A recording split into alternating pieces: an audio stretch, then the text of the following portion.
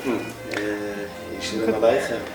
Ich will erstens lernen, noch mal ein bisschen lernen von dir, wegen der Historie von der Mischbuche. Es ist gewähnt Beziehung zu Jiddisch, es ist nicht gewähnt Beziehung zu Jiddisch. Shalom Aleichem, guten Morgen. Meine Sprache hat gehabt eine große Beziehung zu Jiddisch von dem Tatenszeit. Dem Tatensztate ist geboren geworden in Kolbischiff, das ist Kolbuschowa. Zu 11 Jahren alt sind sie arriba kein Kruke. Ist aufgewachsen als Kruke und das ist ihm gewesen sehr wichtig. Dem Tatens Mama ist von Rapschitze. In der Heim habe ich gehört Jiddisch von den Mimes und Vetters von dem Tatenszeit. Und ich habe allemal gefühlt. Zu mir hat man nicht geredet Jiddisch, versteht sich. Man hat damals nicht gemeint, dass es wichtig zu reden Jiddisch zu Kindern. Aber ich habe allemal gehabt das Gefühl, als wenn etwas Interessantes tut sich auf Jiddisch. Was sind denn die Namen von deiner Tate und Mama in dem Spruch nehmen? Mein Tate ist George Jacknowitz und meine Mama ist Carol Ann Fink Jacknowitz. Bubeseide von Tatensad sind Helen Lyman Jacknowitz und Jerome Jacknowitz und Bubeseide von der Mamensad sind Ruth Francis Skolnick Fink und George Fink. Das heißt, Sie haben gewachsen mit Jiddisch und so haben geredet zwischen sich euch Jiddisch? Nein, die Mama, Bubeseide von der Mamensad sind beide geboren geworden in den Vereinigten Staaten. Bobeseides haben emigriert, haben sie gehört, öfter ein bisschen Jiddisch in der Heim, aber sie haben nicht geredet Jiddisch. Habe ich nur gehört Jiddisch, wenn die Mimes und Vetters von dem Tatensatz sind gekommen. Sie versteht das auch Jiddisch, ja, ich meine, sie versteht das auch Jiddisch und sie redet auch einmal ein Jiddisch Wort, aber sie haben nicht geschmiert zwischen sich auf Jiddisch. Was hast du Jiddisch um sie geredet? Das ist gewesen Zentraljiddisch, was Linguisten riefen Zentraljiddisch, was andere rief Galizianer Jiddisch. Kruke und Rapschitz sind beide in Galizien, in der Provinz Galizien, was ist jetzt dort in Polen, in Durham, Polen. Damals ist gewesen in der österreichischen Imperie. Ich habe gemeint, dass das ist Jiddisch. Ich habe nicht gewusst, dass eine andere Sorte Jiddisch existiert, aber in Sommer euch gehabt eine Farm und auf der Farm sind gewesen Bungalows und Sommerzeit haben wir gehabt Lokatoren, wo sind gewesen Lubavitcher Chassidim und sehr Jiddisch ist gewesen anders. Ich habe versteht sich noch nicht geredet Jiddisch, aber gewisse Wörter habe ich gehört anders. Ich habe zum ersten Mal gehört das Wort Kugel von sie. Nicht gewusst, was kann sein eine Kugel. Wir haben noch gehabt das Wort Kiegel. Und bei uns aufgefrischte Matze ist Matzebra. Aber bei den anderen Mädchen ist das gewesen Matzebrei. Und die Mädchen haben gemacht häusig von mir, weil ich habe gesagt Matzebra und Bra klingt wie Bra. Und Bra ist sehr ein schmutziges Wort, wenn man ist nur 7 Jahre alt. Und das ist gewesen ein bisschen ein Trauma, nicht gewaltig. Die hört sich ein bisschen Jiddisch von den Vetters und den Mumes. Und die wächst. Was hast du in Geiste? Ich bin gegangen die ersten paar Jahre in einer Stadtschule und ein paar Jahre in einer jüdischen Tagschule, nicht Jiddisch, nur Jiddisch-Jewish. Und nachdem in einer städtischen Mittelschule, das ist gewesen Stuyvesant High School, ich habe allemal gewollt sich lernen Jiddisch, aber keine Gelegenheit ist noch nicht gewesen bis Universität. Und in der Universität habe ich schon gehabt eine Gelegenheit, sof kol sof anzuhalten, sich lernen Jiddisch. Und ich habe gemacht eine Klasse wie bis Graduierstudent, meine erste Lehrerin ist gewesen Sonja Pinkasovic, was ist jetzt dort in Belgien, dachte sich mir, aber damals ist sie gewesen eine Graduierstudent in Kolumbien und hat gelernt Jiddisch in Kolumbien. Mit was für Bücher hat man gelernt, damals, du denkst? Ja, versteht sich College Jiddisch von Uriel Weinreich. Das ist gewesen unser Lernbuch. Ich meine, als damals ist das gewesen der einzige Lernbuch. Ich bin, was Jahr, efter 1983 ist das gewesen. Du gedenkst, du verstehst noch etwas von der Reim, ja, das ist doch gehört von den Mummes und Vetters. Wieso treffst du plötzlich in die Klaudsprache? Es ist nicht gewesen, so schwer rüberzugehen in der Klaudsprache, weil ich habe nicht so viel Jiddisch gekannt. Also eintretste Klaudsprache mal bei mir. Ja, ich lerne Klaudsprache, ich lerne Jiddisch jetzt dort und versteht sich, als man lernt Klaudsprache. Ich bemühe sich zu nutzen Zentraljiddisch tagtäglich in unsere Kochprogrammen und andere Gelegenheiten. Aber man hat ein bisschen Interferenz. Ich bin, versteht sich, ein heißer Patriotke von Zentraljiddisch und ich will das aufleben, auch wie viel ich kann. Lass mal reden ein bisschen wegen den Projekten. Heißt das, die bist in der Universität, die lernen sich Jiddisch. Wer nächstes Jahr seine eingemischt machen Projekten in Jiddisch? Das ist geschehen ein bisschen später, wie ein bisschen Graduierstudent. Das heißt, in College bin ich schon gewesen stark interessiert in Essen und in Jiddisch, aber mir ist nicht eingefallen, als ich wollte einmal gearbeitet mit dem. Mein Hauptlimud ist gewesen Physik. Ich habe gelernt Physik und Mathematik ein paar Jahre, aber ich habe noch gehabt ein Geschick zu arbeiten noch mit Jiddisch und mit Essen. Kindweise habe ich gelernt an englische Übersetzung von einer Erzählung von Moshe Nadir, was heißt Nutos und Protos. Das ist sehr eine komische Erzählung wegen Aid, was geht daran in ein vegetarisches Restaurant und man hat gar nichts zu essen, nach jetzt Nutos und Protos. Die Suppe ist Nutos-Suppe oder Protos-Suppe, der Salat ist Nutos-Salat oder Protos-Salat. Salat ist sei wie sei vegetarisch. Die Tee ist Nutos-Tee oder Protos-Tee. Und ich will nicht daraus sagen, dem Sof, aber der Sof ist nicht kein guter. Habe ich gemeint, als das ist ein ausgetrachter Meise.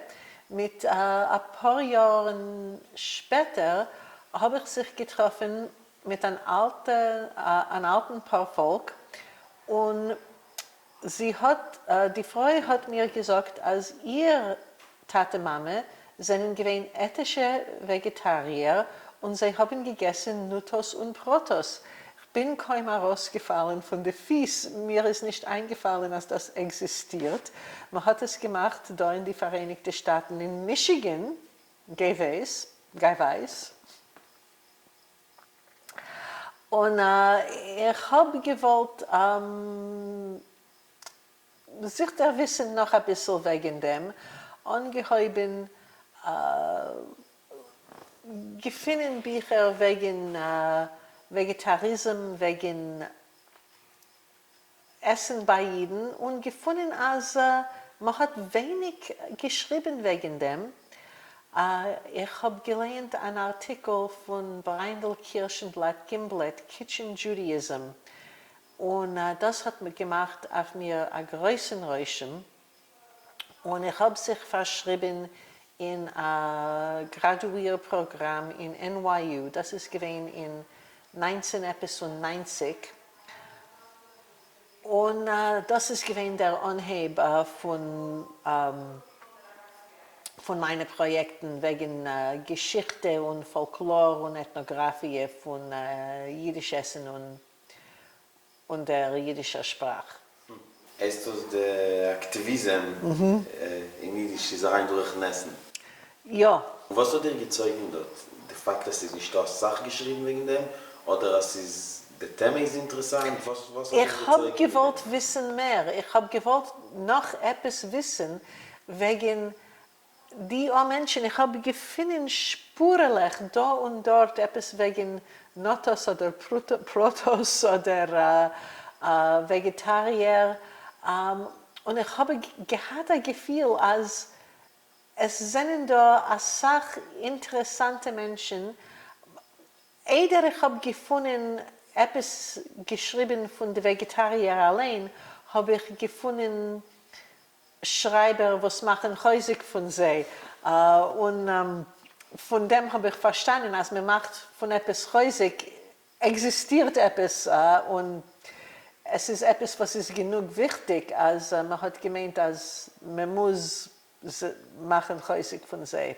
Und später habe ich gefunden, die Journalen, was man hat abgedruckt, zufällig.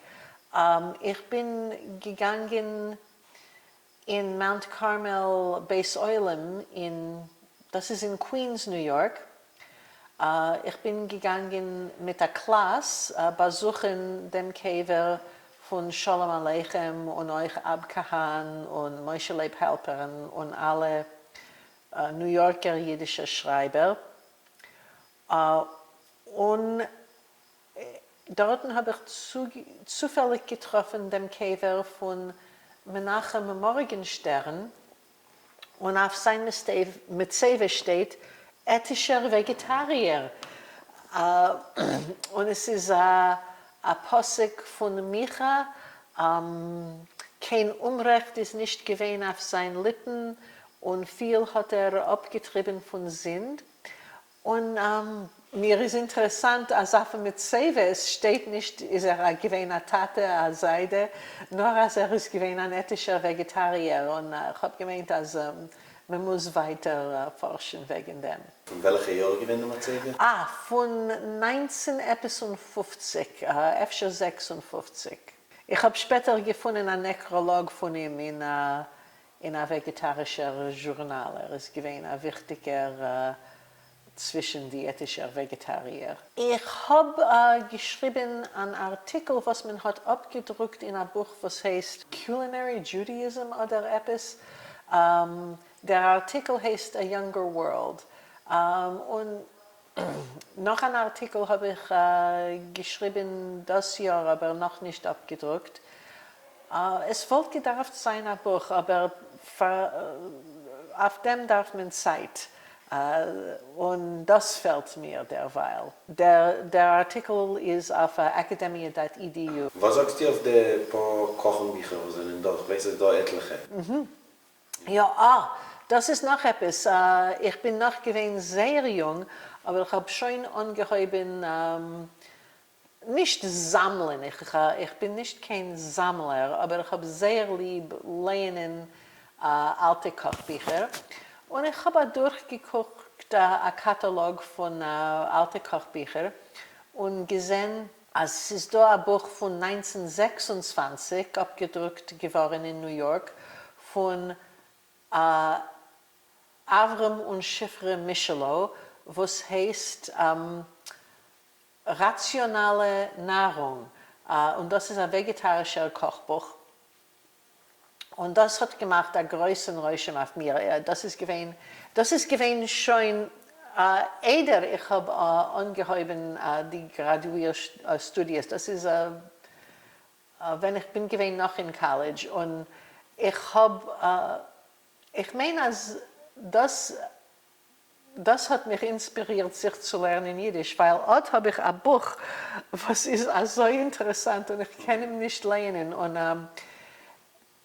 zu lieb dem Buch habe ich angehoben, sich lernen Jiddisch. Die Michelots Buch ist sehr interessant. Es ist lang, es hat Sachrezepten. Vielleicht will ich das einmal übersetzen auf Englisch. Sie haben Rezepten mit sachinteressanten Grenzen und euch Ätzes wegen was Vegetarismus ist rationell. Es ist Gesund und Speis, das ist, das Buch heißt Gesund und Speis. Und die Rezepten sind nicht koscher, sie sind sehr gut. Ich habe später gefunden noch ein Buch von Lena Brown. Das ist ein Sachkürzer und sie schreibt in der Hakdome, als sie hat emigriert in Amerika und gewohnt in einer Stadt und nicht sich gefühlt so gesund, wie sie hat sich gefühlt in der Altersheim. Und gemeint, als das Essen, es geht in dem Essen, hat sie geschrieben ein vegetarisches Kochbuch. Und das Buch ist sehr interessant, weil sie hat ein Rezept für vegetarischer gefüllter Fisch. Weil was fällt uns, als man isst nicht kein Fisch? Gefüllter Fisch, versteht sich, jeden glusten sich nach gefüllter Fisch. Und sie macht der gefüllter Fisch mit ein Gewächs, was sie rief Oyster Plant. Das ist Salsify. Das ist eine Wurzel, ähnlich zu einem Meer, sehr haarig, ein bisschen schwer abzuschälen. Aber man sagt, als das ist ein Gewächs, was hat ein Tam und ein Mahlgefühl ähnlich zu Oysters. Wegen dem weiß ich nicht, aber ich habe gemacht ihr Rezept für gefüllten Fisch und ich kann sagen, als es kann man abnahren. Man meint, als das ist ein gefüllter Fisch. Yitzchak Norach Alav Shalom hat mir einmal gesagt, als in Lodger Ghetto haben sie gehabt, gar nichts zu essen und sie haben gemacht falsche Fisch von Pferdenfleisch.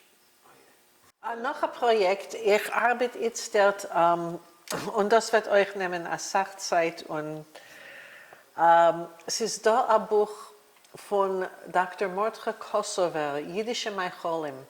Das ist ein Lexikon, in welchem forscht euch die Wörter von verschiedenen jüdischen Meicholim, was werden gemacht von Mehl. Das ist gewesen der erste Band, in was hat gedarft sein, eine Serie von 7 Bänden. Ist zum Badeuren gestorben, sehr jung. Und gemacht nur ein Band von seiner Arbeit. Aber es ist Macholim von Mel und das heißt als die wichtigste, der Band, was hat ja bewiesen abzudrucken, ist Macholim von Mel, was versteht sich, sind die jüdischen Macholim, was sind uns nennsten zum Herzen, Bagel, Bialy, Blinzes, Pierogen. Rezepten hat nicht, gar nicht wegen der Tam oder was man hat gegessen, aber hat ja gefunden, die alte Schriften, wenn man hat zum ersten der Mund das Wort Bagel, wenn man hat zum ersten der Mund das Wort Knisch. Und das ist stark interessant. Sehr oft sind sie in rabbinische Schriften. Rabbonim haben geschrieben, einer dem anderen. In mein Städtel essen die Jiden etwas, was heißt Bialis. Haben sie gehabt Scheiles. Sie ist das Kuscher. Sie können das machen Schabbos. Was ist die Brache? Und von dem kann man ausziehen, Fedemlech, von was Jeden haben gegessen. Das Buch ist stark interessant, aber schwer. Hat Heyoris in Lashon Kodesh, in Griechisch, in Lateinisch, in Russisch, in Deutschisch. Ist gewesen ein Polymath und hat gekannt als alte Sprachen. Und Altjiddisch euch versteht sich, was ist sehr schwer für die von uns, was kennen nur einseitige Jiddisch. Es ist eine andere Sprache. Oh, Sie damals die Übersetzungen, was die Trachthäuser gewinnen, öfter noch Artikeln, auf Sie sein Zeit. Merci schön, ja. Wie soll ich führst hier über weiter, alle wissen, dass du hast? Das heißt, lernen Klassen, machen Programme, also wie Klasse Kanada da, Jiddisch New York einmal, Einmal ist gewesen ein Programm Klescamp in die Catskillberg. Das ist gewesen die erste, die berühmteste Programm von jüdischer Kunst. Und dort habe ich gelernt alle Jahre Kochklassen und euch gelernt Klassen in jüdische kulinarische Ethnographie. Und in deinen Klassen, die kochst du heute? Einmal ja, einmal kochen wir, einmal reden wir noch.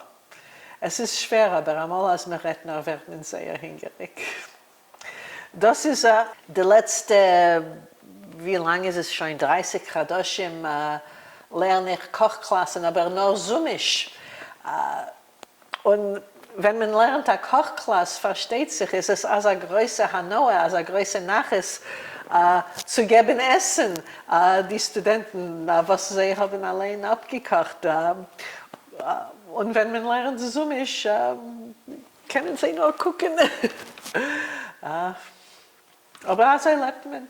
Was ist der modernste Meichel, was du begegnet?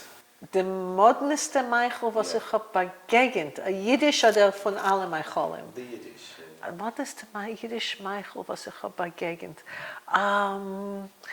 Einmal bin ich gefahren in Nuskwer und ich habe gesehen, als man macht von Schokolade, Schokoladtfilin, und ich habe gemeint, dass das ist nicht modern, aber das ist mir gewesen etwas Neues. Was noch ist Jiddisch? Ich denke, ich habe gelernt das Buch von Regine Frischwasser. Sie hat geschrieben Kochenrubriken in Vorwärts auf Jiddisch, aber ihr Buch hat sie rausgegeben auf Englisch und sie hat ein Rezept in dem auf Englisch Brain Squares.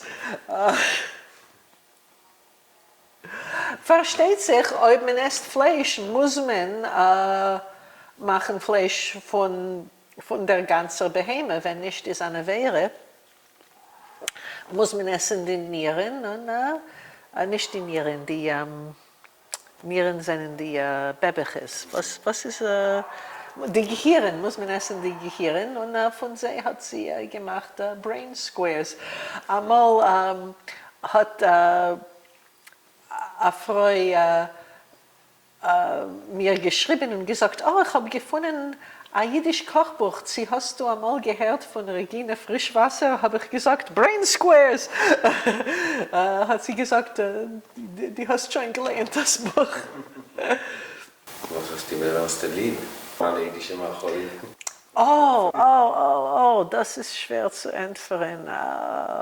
Es wendet sich jetzt heint in der Früh, es ist relativ kalt in draußen, wollte mir sehr geschmeckt Matzebra oder Häsekasche. In der Zeit von Jahr habe ich euch lieb Äpfel und Pflaumen und Karschen. Es ist schon ein bisschen spät für Karschen.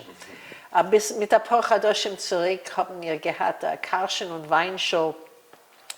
Von den Karschen habe ich lieb zu machen, eine Suppe mit Maslinke. Von der Weinschau, versteht sich, Strudel und was noch macht man von Weinschau? Pie. Und uns dann eingemacht, ein Lokschenkegel. Ja, ein Tag wie heute wollte ein Lokschenkegel gewinnt, sehr Geschmack. Was für ein Lokschenkegel hat man gemacht? War der scharfe oder der süße? Beide. Nein, beide mit einmal. Okay. Die Bube Alia Sholem hat gemacht ein Lokschenkegel mit Salz und Pfeffer, aber euch mit ein bisschen Zucker. Es ist gewesen nicht gesalzen, nicht süß, nicht gepfeffert, nur man trifft Punkt in Pintel. Das ist gewesen ein so Geschmack und zu mir, das heißt ein jüdischer Tam. Ein jüdischer Tam ist nicht süß, nicht gesalzen, nur man trifft in Pintel. Was, erzählen Sie ein bisschen, was noch machst du jetzt für ein Auslernen wegen Kochen und so weiter? Im Jiddisch, ja. Tanz versteht sich. Ich bin ich habe stark lieb tanzen und es ist mir stark interessant, wie jeden tanzen und sich lernen noch und noch wegen jüdisch Tänze. Das hat euch angehäuben sehr jung. Nicht, ich habe geredet früher wegen Metzaive. Jüdische Metzaive sind mir euch sehr interessant. Einmal haben jüdische Metzaives mehr zu tun mit Essen, wie man wollt gemeint. Es ist der Morgenstern, der ethische Vegetarier. Einmal steht geschrieben etwas auf Metzaive, was hat zu tun, was der Nifter hat oder gekocht oder gegessen beim Leben. Nicht oft, aber einmal trifft es. Es ist stark interessant. Ja, ich lerne sich wegen Essen, wegen Tanz, wegen Metzaives, das ist nicht so ein bisschen traurig. Wegen Medizin und Volksmedizin, weil das hat euch eine Sache zu tun mit Essen. Und letztens mit der Gruppe Chavertes haben wir gemacht einen Abend, ein literarischer Abend, und gelernt Auszüge von der Erzählungen und Poesie und Romanen wegen Abort. Jüdische Frauen haben geschrieben wegen Abort. Nicht keine Sache, aber eine Sache mehr, wie Menschen haben gewusst. Das ist gültig jetzt in den Vereinigten Staaten. Versteht sich, als jetzt in den Vereinigten Staaten ist es eine große Sakone für eine Sachfrauen, weil eine Sachstaaten haben gemacht Gesetze, als wir nicht machen Aborten. Und es ist Kedai zu wissen, als jüdische Frauen haben geschrieben wegen dem und haben getracht und reingelegt, das sagt mir in dem schon mehr wie 100 Jahre. Du lernst Jiddisch, Ja. Jiddisch, die Studenten, Studentkes. Einzelne das auch Studenten, Studentkes, die sind quirisch, die kommen von ihrer Seite. Und sie sehen allemal, was in der Literatur kann beweisen, dass es gewähnt mehr. Und sie werden mehr feministisch, mehr queer. Und als er sagt, was kannst du sagen? Ich will etwas sagen. Das erste Mal, wenn ich habe gehört, das Wort Transgender ist gewesen in einer Jiddisch-Klasse, das ist schon gewesen in... Ich sehe da... Right. Das erste Mal, wenn ich habe gehört, das Wort Transgender, ist das gewesen in einer Jiddisch-Klasse. Das ist schon gewesen in einem früheren Jahrtausend, mit knapp 25 Jahren zurück, in die 1990er, haben wir geredet Klasse wegen der Ludmirer Moid. Die Ludmirer Moid hat gesagt, als ihre Mama ist gestorben. Sie ist gegangen weinen bei der Mamens Käfer. Sie allein ist gestorben von einer Herzweitig. Ihr Neshama ist aufgegangen und man hat ihr gesagt, nein, die darfst noch nicht sterben, aber ihr früherische Neshama ist schon tot. Haben sie ihr herabgeschickt, eine männerische Neshama. Ist sie gestanden, hat man ihr gegeben, eine männerische Neshama. Ist sie gestanden, heimgegangen zu Tate Mame und gesagt, als sie hat jetzt eine männerische Neshama.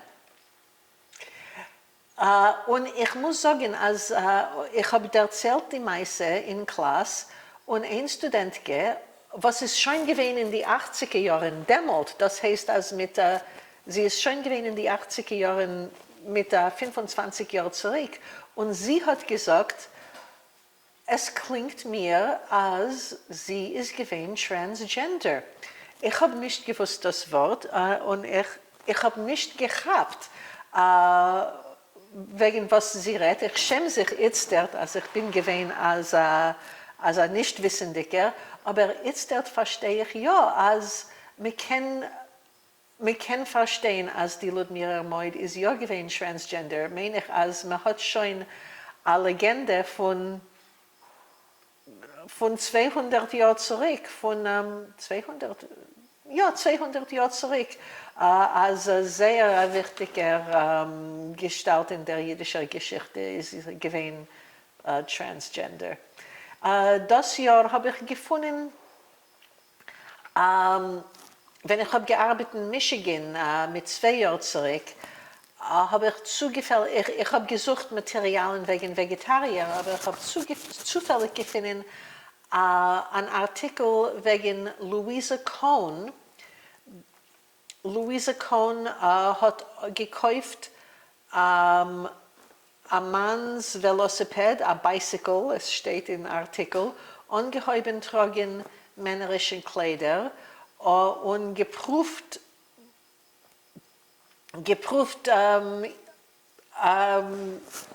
reinreden der Mischproche und der Chaverim, also sie sind ein Mann. Und